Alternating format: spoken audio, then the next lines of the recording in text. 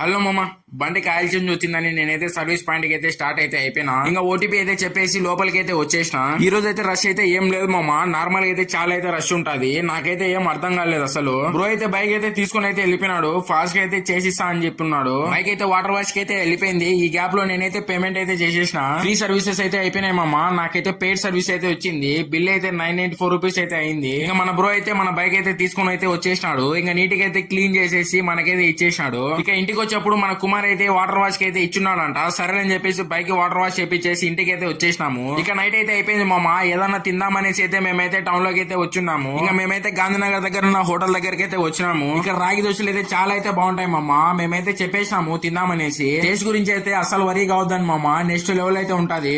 ఈ అడ్రస్ వచ్చేసి Gandhinagar school route లో లెఫ్ట్ సైడ్ అయితే వస్తుంది. మీరు కూడా ఇటు వెళ్ళేప్పుడు ఒకసారి అయితే ట్రై అయితే చేసేయండి. ఓకే మామ, మరి ఇవాళ రీల్ అయితే ఇంతే. మరి నెక్స్ట్ అయితే కలుద్దాం. అంతవరకు ఉంటా, బాయ్.